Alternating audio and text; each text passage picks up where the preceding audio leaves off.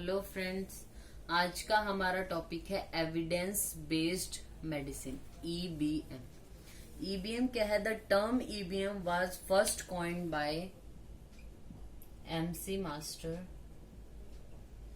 University medical school इन 1980। सबसे पहले जो ईबीएम जो टर्म है वो इन्होंने बताई थी 1980 में, और Guyatt use the term EBM in a publication for the first time in 1991। 1991 में गेट ने जो वो ईबीएम टर्म को पहली बार पब्लिश किया था, यानी बताया था। सबसे पहले नाम जो है ईबीएम बोला तो एमसी मास्टर यूनिवर्सिटी है जो मेडिकल स्कूल, उसमें 1980 में, लेकिन ये पब्लिश जो है वो 1991 में गेट ने किया था सबसे पहले। ये इंट्रोडक्शन है इसका। फिर उसके बाद हम आते हैं ईबीएम की डेफिनेशन। ईबीएम है क्या? EBM is the application of scientific method into health care decision making, और EBM covers all the field of patient care like investigation, diagnosis, therapeutics and administration and policy making। और अगर हमने clearly जानना हो अच्छे से ईबीएम क्या है, EBM is a process of systematically reviewing, appraising and using clinical research finding to aid the delivery of optimum clinical care to the patient. Suppose कोई भी जैसे क्लिनिकल जो भी रिसर्चेज होती रहती हैं हर मेडिसिन पे, हर तरीके से कि कौन सी मेडिसिन किस चीज में ज्यादा बेनिफिट है, कैसे कैसे रिएक्ट करती है।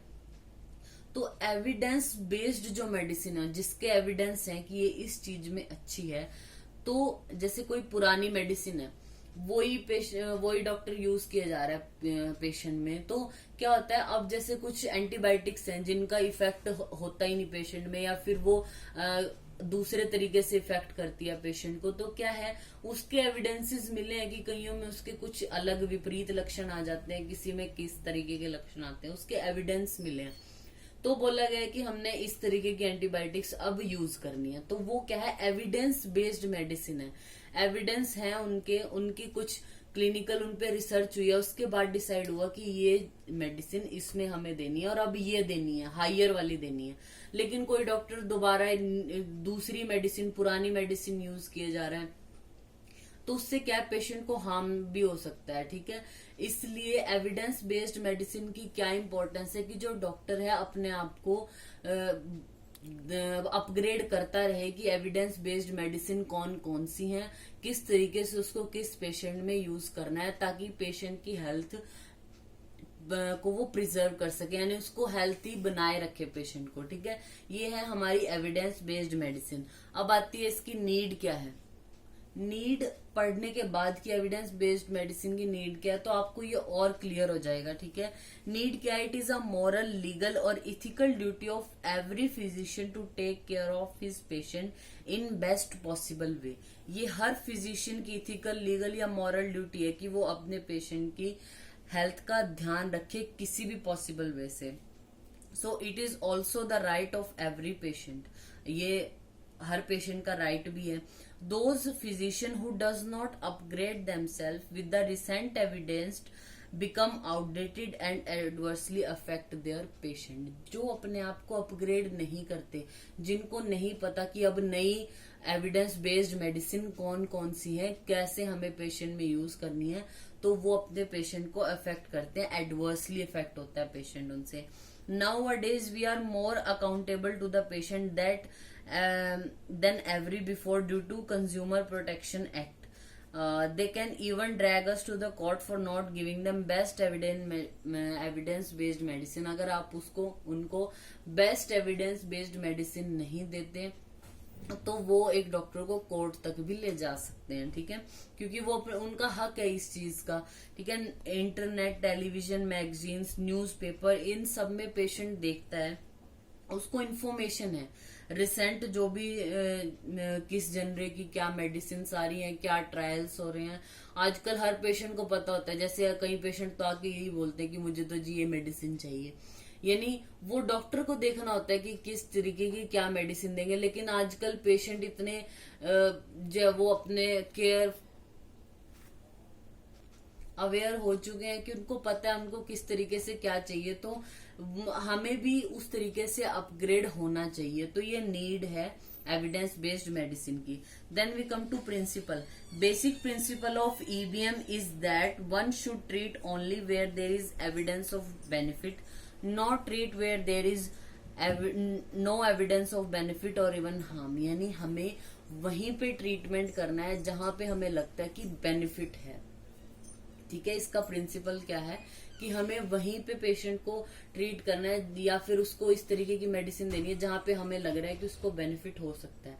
अगर हमें लग रहा है उसको बेनिफिट नहीं है या उसको हार्म भी हो सकता है तो हमें उसको मेडिसिन नहीं देनी उस तरीके की। ठीक है, तब हम उसके बाद आते हैं हम सोर्सेज ऑफ एविडेंस। हमें एविडेंस जो है वो, जैसे ये मेडिसिन अब इसके एविडेंस हैं, ये मेडिसिन ज्यादा चल रही है, इसके ये हार्म्स थे, अब हम इसकी जगह ये दे दें, तो ये डॉक्टर को पता कहाँ से चले, यानी इसके सोर्सेज क्या हैं। डाटा बेसिस से, मेटा एनालिसिस से, रेंडमाइज्ड कंट्रोल ब्लाइंड ट्रायल से, रेंडमाइज्ड कंट्रोल अनब्लाइंड ट्रायल्स होती हैं, क्रॉस सेक्शनल स्टडी से, ऑब्जर्वेशनल स्टडीज से, रिव्यू आर्टिकल्स, WHO की पब्लिकेशंस है उसके थ्रू, क्लिनिकल प्रैक्टिस गाइडलाइन है जो, इंटरनेट है, टेक्स्ट बुक है, केस सीरीज या केस रिपोर्ट्स के थ्रू ये सब एविडेंस बेस्ड मेडिसिन के बारे में वो जान सकते हैं। Then we come to obstacles in EBM. क्या क्या कठिनाई आ सकती है ईबीएम में। Certain busy reluctant and proudy and unwilling clinician hardly have any time to study evidence based medicine and then thus apply it in their practice and hence they resist any change। Means कि कोई भी clinician है अगर बहुत ज्यादा मतलब busy रहता है, वो पूरी ओपीडी है उनकी, कितने ज्यादा बिजी रहते हैं, या फिर प्राउडी है वो चाहते ही नहीं कि वो जो पुराने टाइम से वो दिए जा रहे हैं मेडिसिन हम तो वही देंगे, यानी वो चाहते ही नहीं है एविडेंस बेस्ड मेडिसिन को अपने उसमें ऐड करना, तो ये भी एक ऑब्स्टेकल्स है। The promotion of anything related to medical science is driven mainly by commercial internet rather than any scientific evidence. Third, ignorant patient and prejudicial mindset for conviction of a particular treatment and make wrong side of any new treatment is also a setback of EBM। means जैसे कुछ ignorant patient होता है, ignore करते हैं कि क्या दवाई आ रही है मुझे मतलब नहीं है, मुझे तो ठीक होना है। या फिर कुछ ऐसे होते हैं जैसे उनको ये होता है कोई डॉक्टर पहले दवाई दे रहा था उससे ठीक हो गए वो, लेकिन कुछ टाइम बाद फिर से कोई बीमारी हो गई, उन्हीं के पास जाएंगे तो बोलेंगे मुझे तो वही दवाई चाहिए जो पहले दी थी। मीन्स वो क्या है, जो पीछे चला आ रहा है जैसे वो लेते हैं मेडिसिन, उनमें कुछ चेंज पेशेंट ही नहीं देखना चाहता, तो भी डॉक्टर कैसे यूज कर सकता है ईबीएम को। ठीक है, और सीक्रेसी मेंटेन करके रखते हैं, मतलब वो भी एक एविडेंस बेस्ड मेडिसिन में एक ऑब्स्टेकल है। ठीक है, तो ये सारे ऑब्स्टेकल्स हैं। अगर आपको एविडेंस बेस्ड मेडिसिन आता है 5, 8 या 10 मार्क्स जैसे भी, तो सबसे पहले आपने इंट्रोडक्शन देना है, किसने इसका नाम दिया, किसने सबसे पहले पब्लिश किया, फिर इसकी डेफिनेशन जो आपको इजिली अंडरस्टैंडेबल है, अच्छे से आप समझ या लिख पाए, वो 1 या 2 डेफिनेशन इसकी आप लर्न कर लें। फिर नीड क्या है, ठीक है, प्रिंसिपल क्या है इसका, इसके सोर्सेज क्या हैं, या फिर क्या क्या ऑब्स्टेकल्स आती हैं इनमें, तो ये आप इसके पॉइंट्स याद कर ले कि हमें ये इसके बारे में लिखना है। तो ये हमारा टॉपिक हो गया evidence based medicine. Thank you.